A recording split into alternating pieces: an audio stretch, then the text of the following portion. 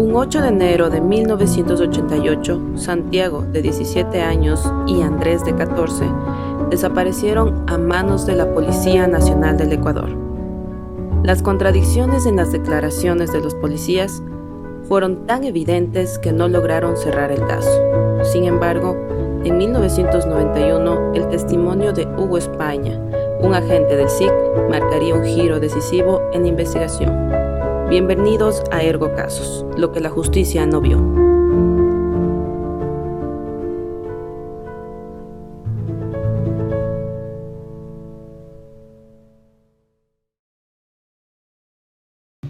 Hola, ¿cómo están? Bienvenidos a esta segunda entrega de Ergo Casos. El día de hoy tengo a una invitada muy especial. Muchos de ustedes estoy segura que la conocen. Ella es María Fernanda Restrepo. Bienvenida, María Fernanda. Un gusto tenerte aquí. Más que nada, creo que la mayoría conocemos tu lucha, la situación que ha venido pasando a través de los años con tu familia y que hasta el día de hoy no sabemos absolutamente nada. El desenlace, pues, de lo que ha pasado con tus hermanos. Bienvenida. Muchísimas gracias. Gracias siempre por permitirnos seguir con esta memoria y narrando esta memoria que no ha terminado, esta herida que sigue abierta en uno de los casos más duros y emblemáticos que ha tenido el Ecuador como tal en caso de desapariciones forzadas y de atropello a los más fundamentales derechos, digamos. Exacto, Mafer. Al día de hoy muchos hemos podido ser testigos del gran trabajo que hiciste con tu película documental. Es bastante profesional y visibiliza todo el proceso que pasaron tu familia, o sea, cómo vivieron ustedes muy de cerca, y nos hace a nosotros los consumidores también ponernos en los zapatos. Tú visibilizas que en el gobierno de Febres Cordero realmente hubo una nube de humo y nunca se develó nada. Después, en el gobierno de Borja, con la sentencia de Corte Interamericana de Derechos, obviamente por presiones de afuera, se eliminó esta institución que era llamada el SIC-10. ¿Crees que la eliminación de esta institución donde se torturaba a las personas cambió las prácticas? No, también lo mencioné en una parte del documental, lamentablemente fue como solo un cambio de nombre, ¿no? Uh-huh. O sea, pasó de ser SIC-10 a ser PJ, digamos, OEJ, ya ni siquiera me acuerdo cuál fue el siguiente nombre, pero simplemente cambiaron de nombres, ¿no? De uniformes, más no las prácticas, digamos, obviamente, debido a la lucha tenaz de mis padres y otros familiares de víctimas de la represión policial, estos casos se frenaron en mayor medida ya por la exposición pública y el reclamo público. Entonces ya los chapas sabían que ya no podían cometer sus crímenes y delitos de manera totalmente impune y que había una corte civil que los esperaba, porque ellos estaban muy contentos de que solo en cortes policiales sus casos eran sentenciados, ¿no? Por ellos mismos, ¿no? Por sus mismas cortes. Cuando este gran cambio jurídico que se da a través de una lucha permanente y diaria de mis padres para que sean sentenciados en cortes civiles, este tipo de casos, pues hay un cambio y obviamente la policía esconde sus garritas de algún modo, pero mucho del personal y de las mismas prácticas podridas de esa época quedaron ahí. No es que barrieron a la cúpula de la época, ¿no? Los que antes eran tenientes pasaron a generales con esas mismas prácticas, y esto de mentir y negar es padre y madre, y no negarlo todo hasta el final, desaparecer evidencias, trastocar evidencias, o sea, todas esas y el famoso y mal llamado espíritu de cuerpo, ¿no? Lo vimos en casos,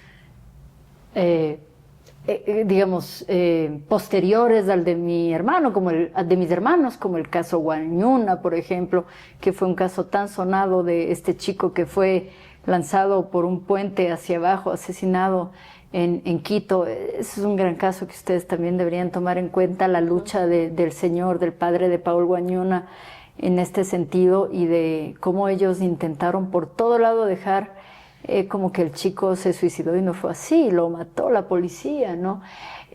Y finalmente llegamos hace 2 años al caso de María Belén Bernal, ¿no? Otro caso de abuso policial y de silencio y complicidad policial. Entonces las prácticas y de hermetismo no fueron erradicadas del todo. De algún modo, obviamente, la lucha hizo que mejore mucho esto y poner en la palestra pública el tema, y que ya no hagan y deshagan de la manera tan horrible y brutal que lo hacían en los años 80, 90, pero sí.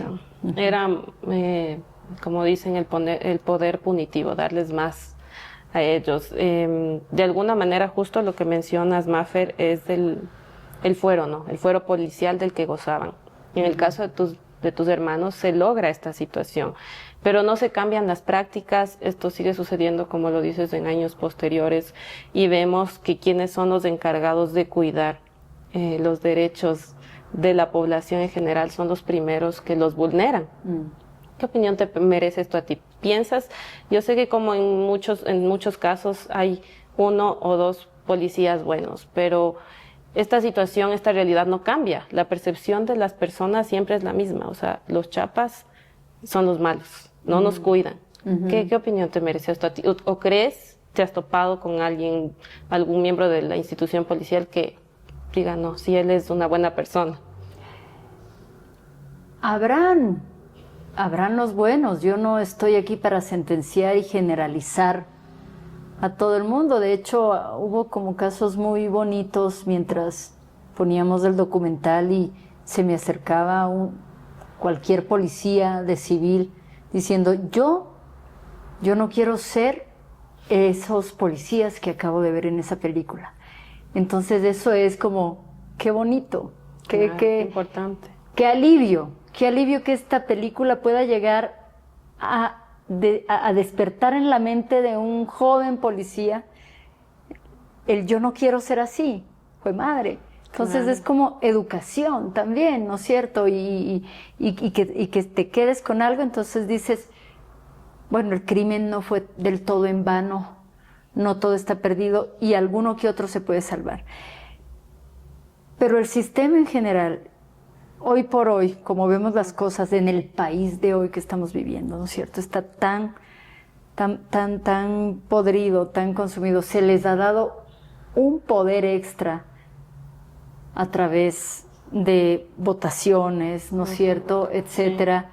Que tengo miedo que esto se vaya de las manos por este poder y esta carta blanca que los últimos gobiernos están dando a estas fuerzas del Estado, que no dejan de ser represivas a través de las armas, para acabar con el que es y el que no es. Ahí vimos en estos famosos toques de queda en Guayaquil cómo asesinaron infamemente a un muchacho guayaquileño, un universitario que no tenía nada que ver con nada, ¿no? O sea, un nuevo caso Restrepo, ¿no es cierto? Lo mataron, que porque estaba ahí parqueado, sospechoso, y porque era toque de queda, ¿no?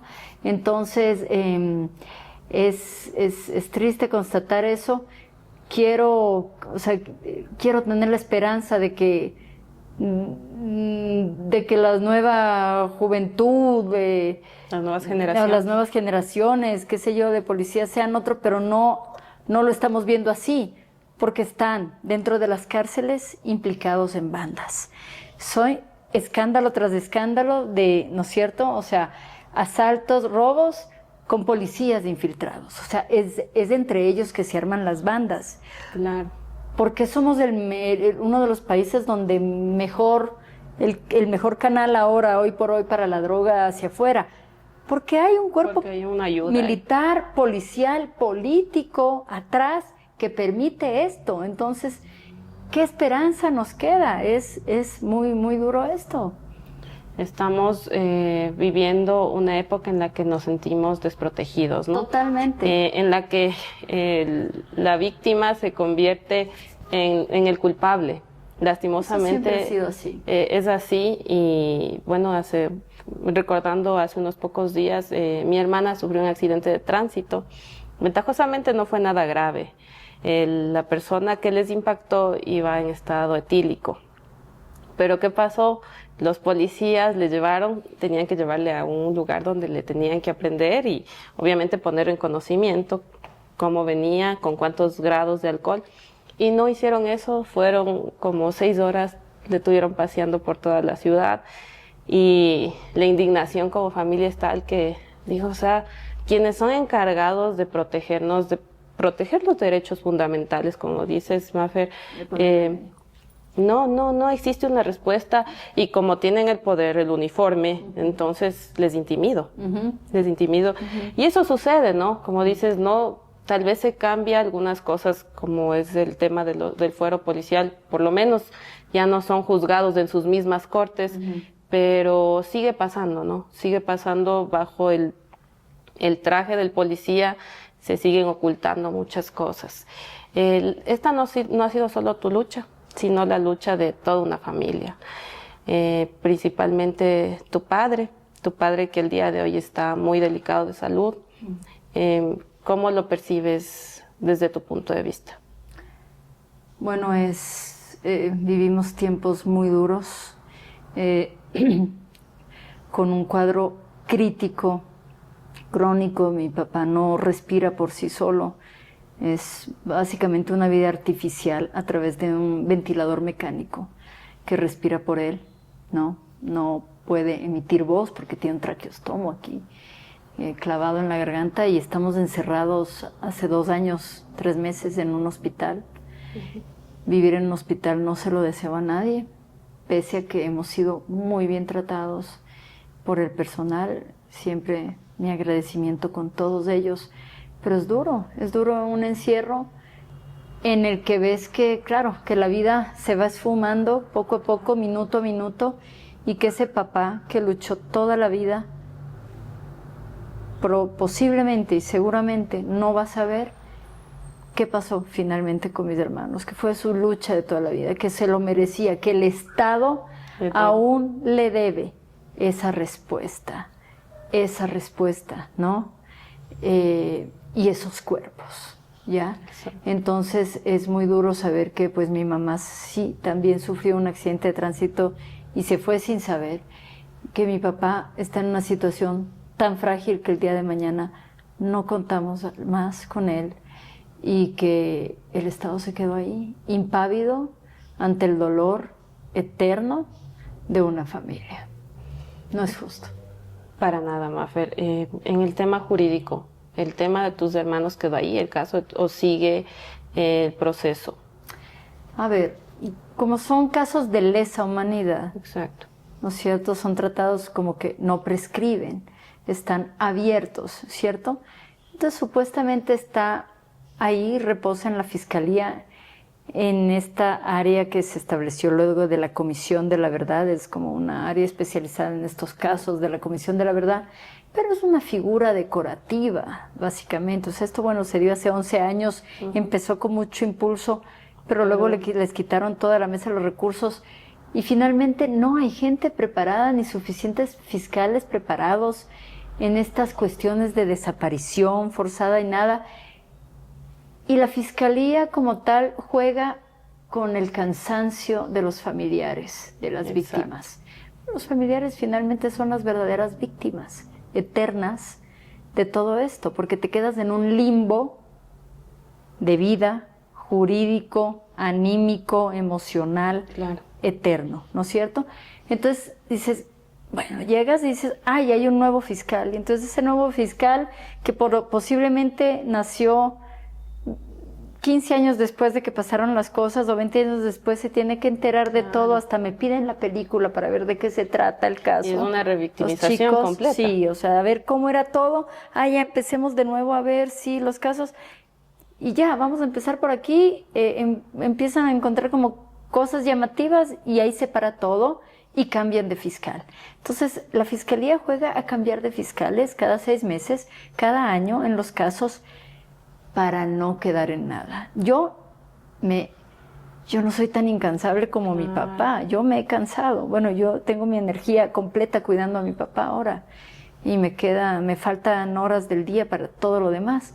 Entonces yo no puedo estar ahí ahora en la fiscalía diciendo qué pasa, pero ¿por qué no pasa nada? Porque se quedó ahí, eso es una figura decorativa nada más.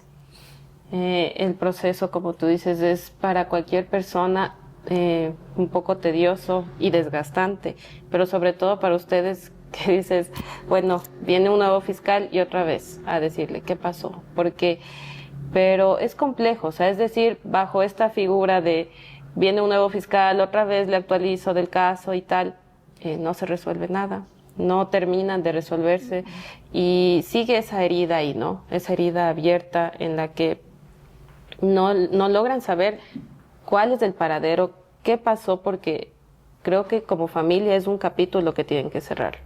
Mafer, han tenido algunas búsquedas en la laguna de Yambo. ¿Consideras o consideran que sea menester alguna más o ahí se va a quedar esa situación? Mira, lo ideal es que la misma policía de una vez por todas aclare exactamente qué pasó y dónde están.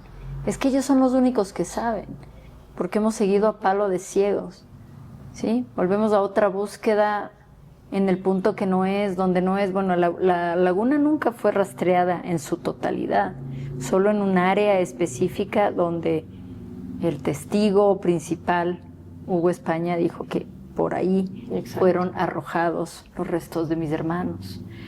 Pero finalmente sigue siendo la policía, la institución como tal, perdón, un caso tan sonado, que no van a saber exactamente qué pasó y dónde está. Pero lo duro de todo esto es que esta no es una sola guerra contra el olvido, sino contra el tiempo y contra la muerte. Exacto. Muchos de los implicados en el caso han fallecido, han envejecido, han muerto de distintas causas. Muchos, o sea, los torturadores principales, Llerena murió, digamos que jefe de llaves, no sé qué, muerto. Por ahí algunos han fallecido. Robles Plaza falleció, que era el ministro de gobierno de León Febres Cordero de la época, claro. El mismo León Febres Cordero, todos sabían qué pasó con esos niños y cómo los torturaron hasta el final. Y son ellos los que deberían decir exactamente qué pasó, exactamente dónde están, y así se acaba esto. Pero no lo quieren acabar. Y precisamente, como dices, Mafer, en su momento se les condenó, entre comillas, ¿no? Entre comillas, a una cárcel llamada la cárcel 5 estrellas. 4. Sí, 5 estrellas. Sí, que es la que tú mencionas en tu documental. Pero también hay una parte que me llama bastante la atención, que es la subteniente Morán. Ver cómo ella a tus papis les engañó durante un año y además en la actualidad ver que ella está siendo protegida con otra identidad. ¿Qué opinión te merece eso? O sea, imagino que es una indignación bárbara. Vergüenza de las mujeres. O sea, el papel de ella fue nefasto, de ella y de su madre. Exacto. De su madre, o sea, es como... Y ahora ella es mamá, obviamente el hijo ya tendrá por ahí sus 18 años y creo que ya pregunta más claro qué sucedió. Porque eso no lo pueden tapar con un dedo nunca. Quedó marcada de por vida, por eso se tuvo que ir del país. Seguramente apoyada por los gringos, ¿no? Porque era una sentenciada y supuestamente no te dan visa. si tienes una sentencia. Claro. Pero ella sí, ella vive en Estados Unidos, tengo entendido, de trabajadora social o algo así, cuidando niños, qué peligro. Claro. Y su papel fue nefasto, fue el de la encubridora mayor, el de mantener a mis papás silenciados todo un año para que ellos tengan tiempo de deshacer guardar, todas claro. las evidencias, ¿no? De infiltrada, de alargar una esperanza de mi mamá de que están con vida, o sea, es tétrico, es un papel tétrico y una vergüenza absoluta. Precisamente ahí tenemos dos panoramas, ¿no? Tu familia, unas personas que se les nota bastantes lúcidas, con una precaución bárbara, porque tienen grabaciones de absolutamente todo. ¿Qué hubiese pasado si quizás no tenían esas grabaciones? No, yo no sé yo creo que no hubiera habido ni siquiera posibilidad de un juicio, porque ellos estaban tan felices de que en esa época, o sea, ellos se llenaban la boca diciendo, no hay cuerpo del delito. Exacto. Y si no hay cuerpo del delito, No hay delito. no hay delito. Exacto. No hay delito. Entonces, estas pocas grabaciones, pues ahora todos tenemos una cámara, ¿no? Y registramos todo y llegas Claro. y grabas al que sea y en el reloj, pero en esa época fue mi tía, que fue como también tuvo un papel fundamental en esta lucha, que es la actual esposa de mi papá, Claro mi que tía, hermana de mi mamá, y ella, periodista, empezó diciendo, tenemos que grabar esto, o sea, tenemos que grabar la cantidad de estupideces y barbaridades, porque ella ya veía, mi mamá, claro, estaba colgada de esa promesa, Exacto. pero mi tía ya veía que esto es una mentira y es un montaje de la misma policía y que ellos los tienen, pero es un montaje. Entonces ella dijo, tenemos que grabar esto, hay que grabar todo esto. Y eso nos ayuda a establecer pruebas. Exacto. Porque de ahí no había prueba alguna porque lo borraron todo. Arrancaron todos los registros de ingresos del 8 de enero, borraron nombres, los torturadores que estuvieron ahí, de repente aparecían que no, que el uno estaba en un curso en Riobamba y el otro estaba en el manicomio, en tratamiento, en psiquiátrico, todos en un lugar nuevo y no ese día ni esa noche, o sea, taparon todo tipo toda la de evidencia, parafernalia. claro. Porque lo sabían hacer, porque así lo hacían seguramente con todas las otras víctimas. Exacto.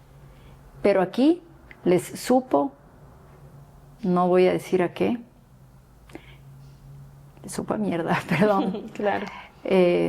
Porque no contaban con una familia que no iba a parar hasta el final por amor a dos niños inocentes y maravillosos. Entonces, Mafer, a eso me refiero, ¿no? Tenemos dos panoramas. El panorama de una familia que está en busca de la verdad, pero que no pierde el norte, que actúa inteligentemente para tener pruebas, y el panorama de toda una institución policial que hizo un papel tan básico, que no hizo un papel, obviamente porque tenían que cubrir las pruebas, pero quedaron ante toda la población ecuatoriana como realmente los torturadores, y que quisieron tapar eso, pero lo hicieron de una manera tan pobre, que dejó debiendo muchas cosas y muchos vacíos ahí.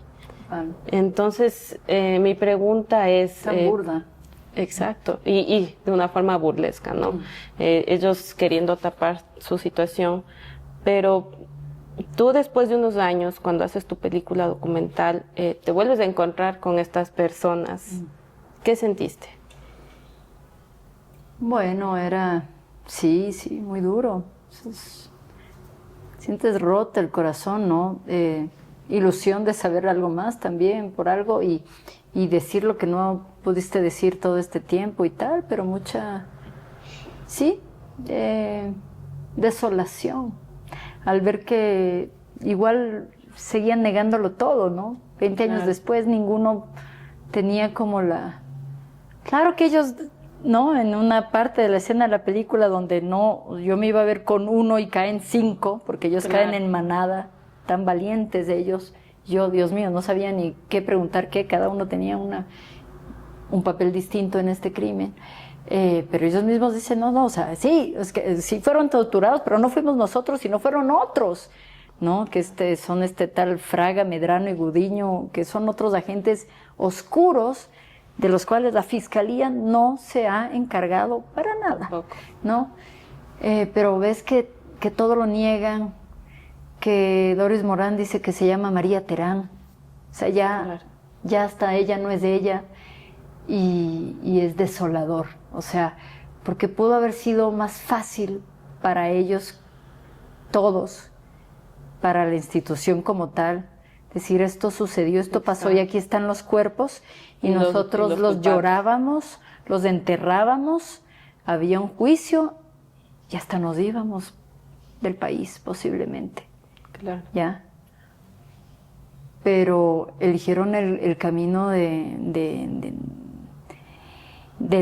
encubrimiento, del crimen burdo, de la negación, de acabar hasta con el honor de la familia, creando historias estúpidas y falsas que se metieron en la población en los primeros años, ¿no? Obviamente colombianos, ¿no? La primera razón, ¿no? O sea, haber podido hasta coger tu dignidad del piso y el honor de una familia limpia, de manos limpias, trabajadora en todo momento, fue tan duro para mis papás. No sé todavía cómo lograron tanto con tanto dolor encima. Exacto. Con tanto dolor encima, ¿cómo tienes lucidez de emprender una lucha contra todo un poder? ¿Ya? Porque eran 2 padres con 2 abogados contra 20 abogados. Cada uno de estos tipos tenía 2 abogados de cabeza. ¿Ya? 20, 40 abogados. Y contra todo un sistema, ¿no? Y contra todo un sistema y contra los gobiernos que se impermeabilizaban. Aquí no pasa nada. Esto es una isla de paz. Esto no, la negativa. Entonces, muy, muy duro. Muy duro. Claro, y sin tener una respuesta, porque uno espera que después de que sale un gobierno, quizás el otro gobierno puede hacer las cosas mejor que el anterior. Y se toparon con cada gobierno que no hacía nada. Y en cada uno ibas perdiendo.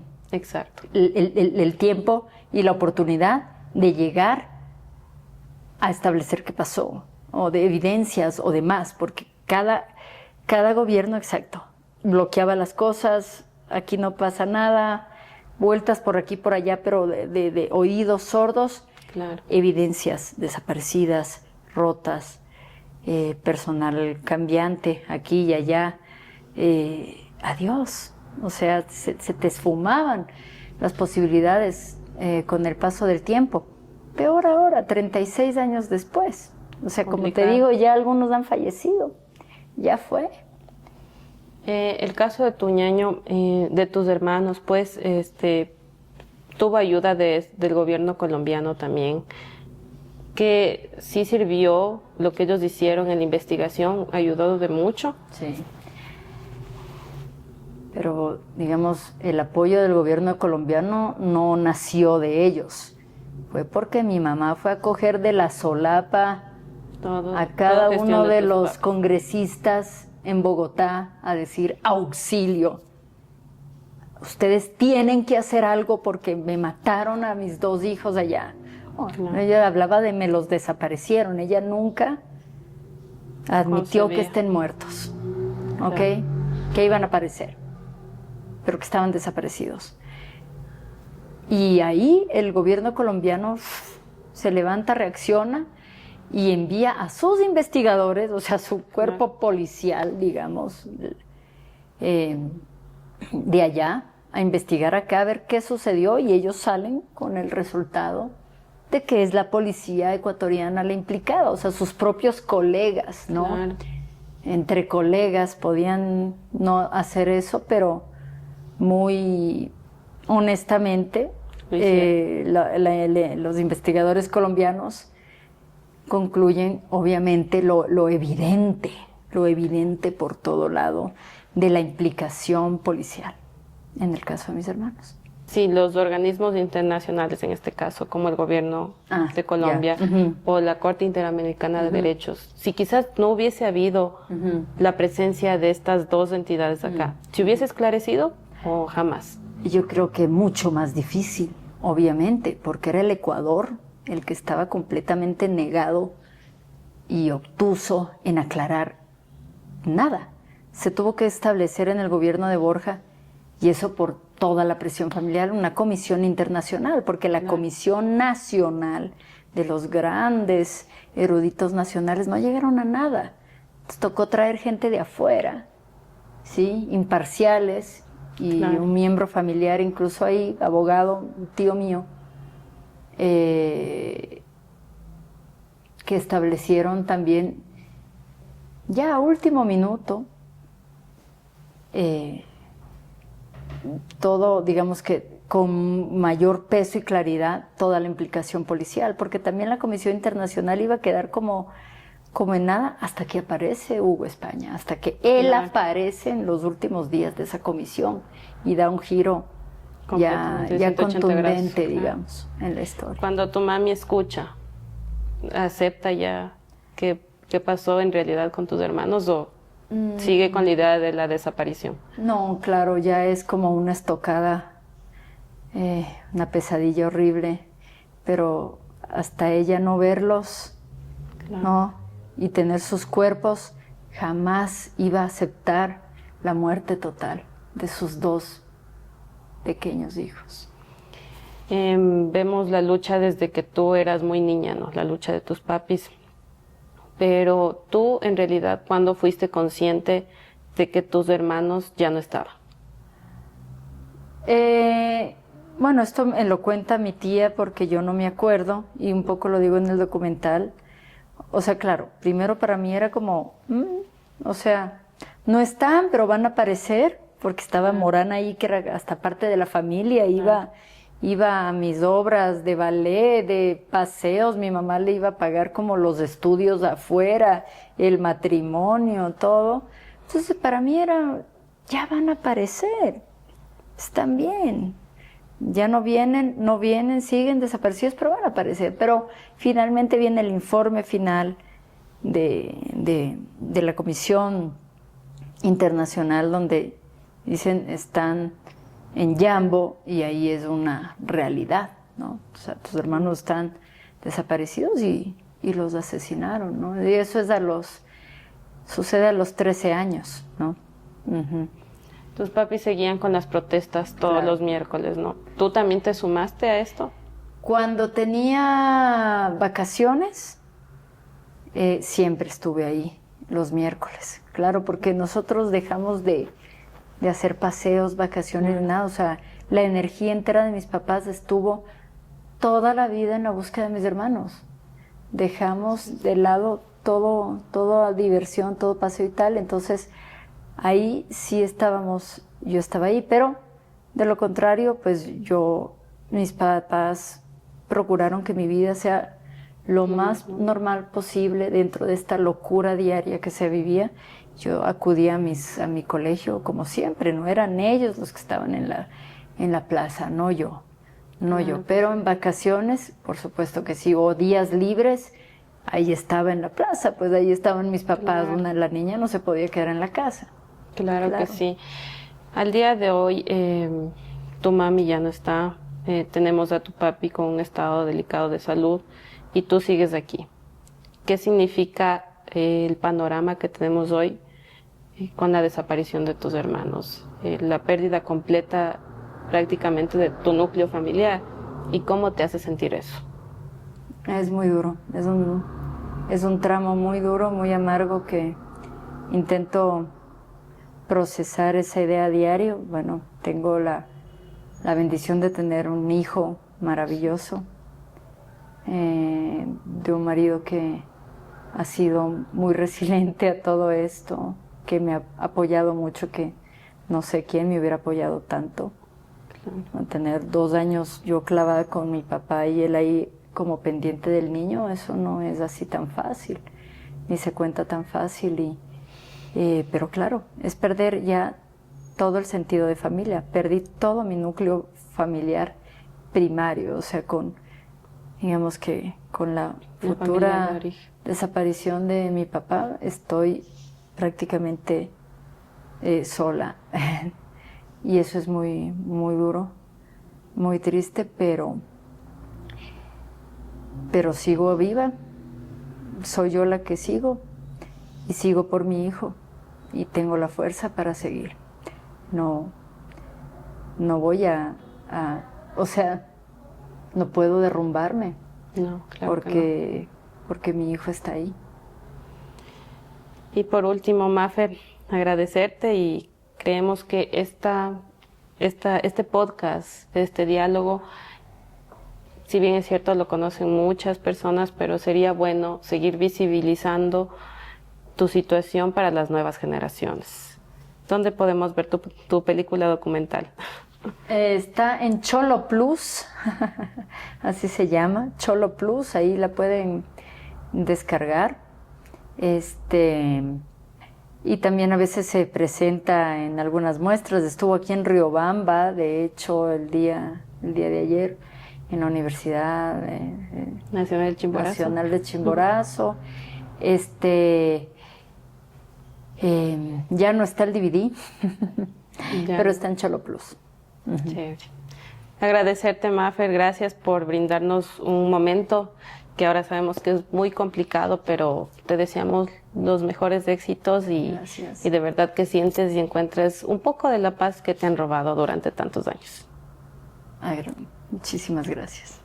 Gracias, Mafer. Gracias.